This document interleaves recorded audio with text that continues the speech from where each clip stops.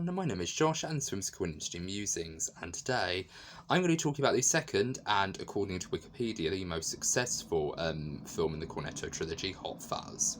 Now, Hot Fuzz stars Simon Pegg, Nick Frost, Jim Broadbent, Paddy Considine, and Ralph Spall and Olivia Colman.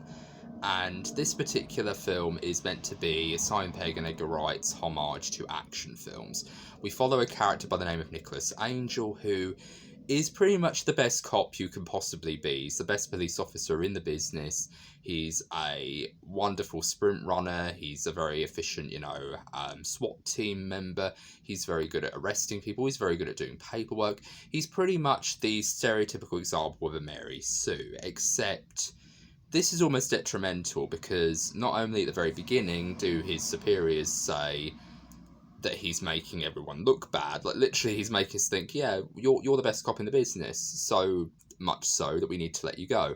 But also it's kind of getting in the way of his love life because his lover, played by an uncredited Kate Blanchett, decides to break up with him while she's in the middle of dusting over a crime scene, and she ends up going out with David. Hello there.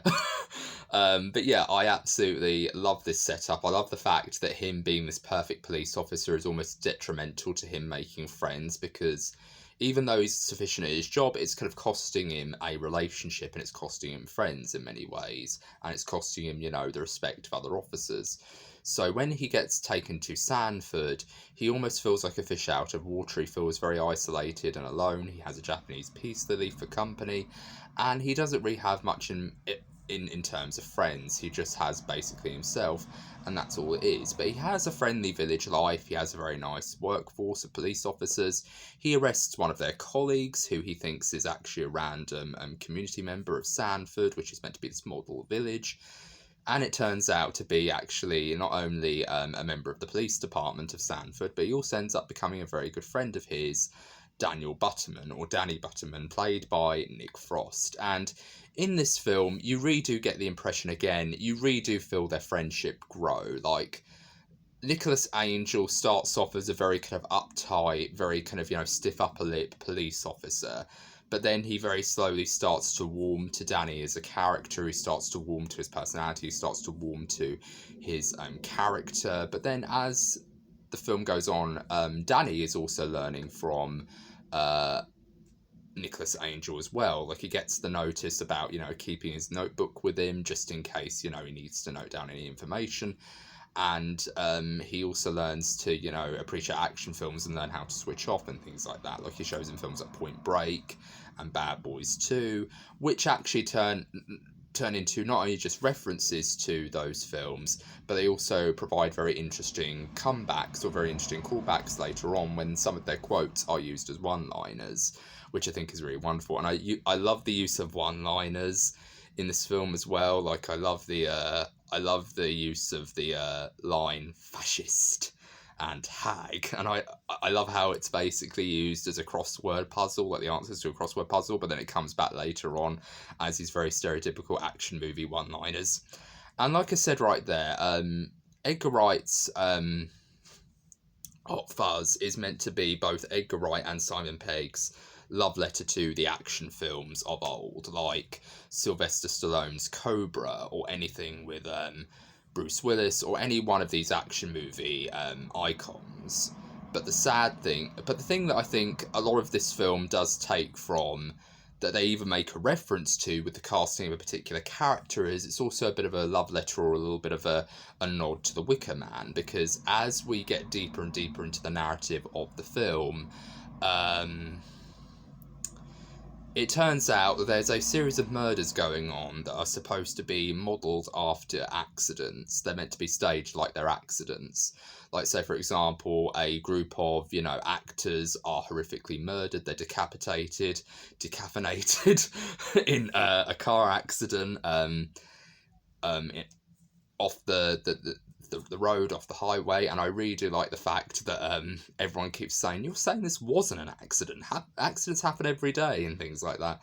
But it turns out that yes, there are murders, and they're the handiwork of someone in a hooded cloak, a dark hooded cloak, who's going around killing people. And Nicholas Angel is immediately onto it. Like, he immediately starts to investigate. He looks through every edition of the Sanford Chronicle, and he makes links here and there. There are several hints that there might be a bit of rivalry between property developers and various other landfill sites, and about various different estates being built up, or maybe certain characters are killing off the competition and trying to build a retail park. There's all sorts of different, hints that there could be much deeper, more Agatha Christie-esque motives behind a lot of the stuff that's going on with these murders.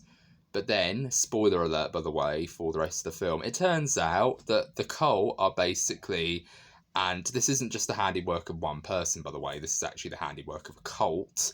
Um, hence the Wicker Man call that I made. But yeah, it is very funny because it turns out that every member of this cult are basically killing these people for very superficial reasons. Like, the actors were killed off because they simply were terrible actors, and Mr. Timothy Dalton says as Simon Skinner, "Oh, well, he murdered Bill Shakespeare." Like, you killed him? You murdered him because he was a bad actor? Well, he murdered Bill Shakespeare. I love that. And then, of course, they go, "What about the girlfriend, Susie Draper?" And she goes, "Well, she did have an annoying laugh." And there's another guy who they killed off because, his estate wasn't fitting in with the rustic aesthetic of Sanford and things like that. Like, it was a very modernised home. And I just found it really hilarious that all these characters were basically killing off these individuals for very superficial reasons, or very stupid reasons that could very easily just be swept under the rug in some other way besides murder. But what I really love about this film is it is really funny. Like I said, all the callbacks are very well established. I like the jokes. A lot of the jokes are really, wonderful.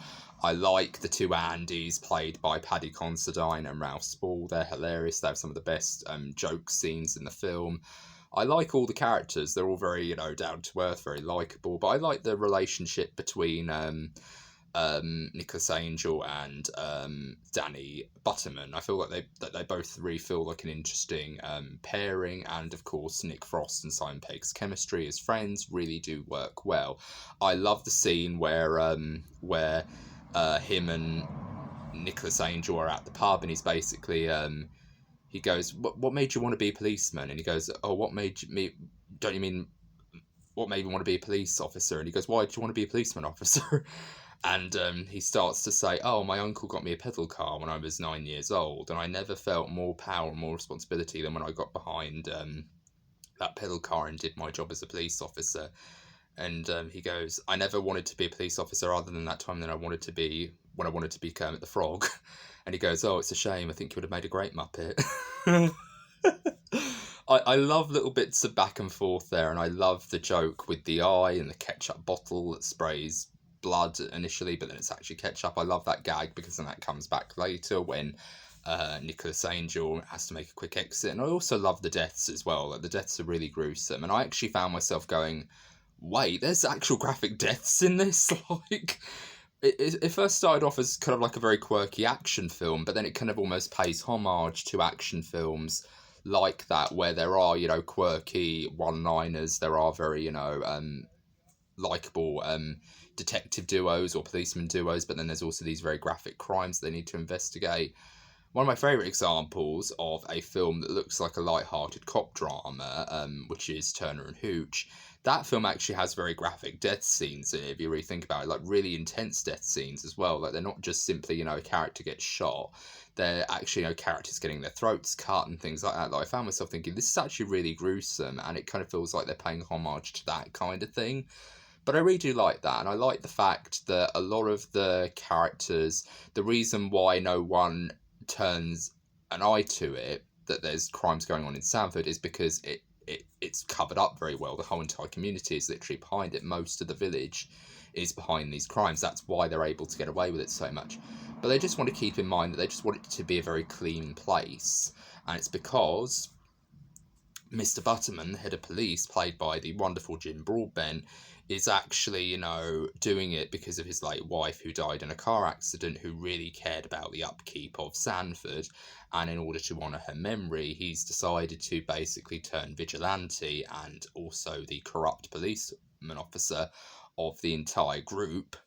to, keep the town clean. And if they have to get rid of a good, efficient police officer like Nicholas Angel, so be it.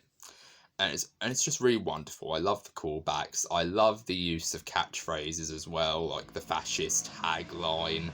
I really do think these one-liners are absolutely wonderful. I like the fact that every single shot is literally the first shot of the film or the first photo taken of a character in the scene. Like when Nicholas Angel turns up at the start, that's literally the same look that he gives is literally the same shot on his police badge, and vice versa. So I love shots like that, or I love little gags like that. Like when Simon Skinner poses for that picture behind him, he's literally doing the same smile and the same look as he's meant to be posing in the picture. So I love those recurring gags. Like they literally have the same shot, but they try to make it look so seamless.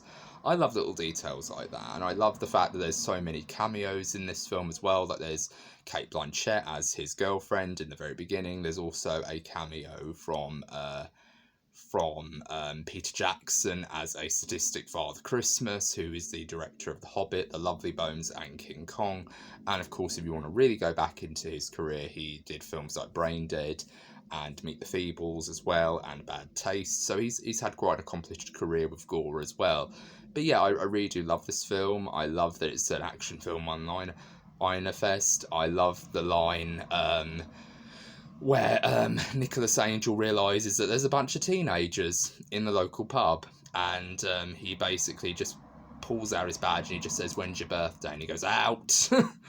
And there's this one line where he goes to a kid who's ginger, like he's got a little ginger afro thing going on. He goes to him, when's your birthday?"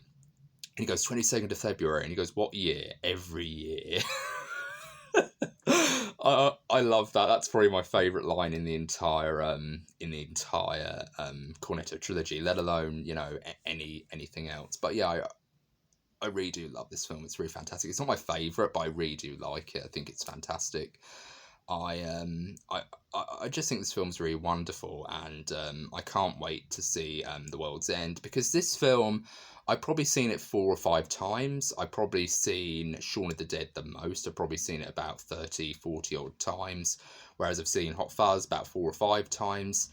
And shockingly enough, to some people, I've only seen The World's End once, so I am looking forward to watching it again for this particular revisit. But let me know what you thought of Hot Fuzz in the comments. What did you think about it? Did you like it? Do you think it's not as good as Shaun of the Dead, or not as good as some of the other films in the Cornetto trilogy?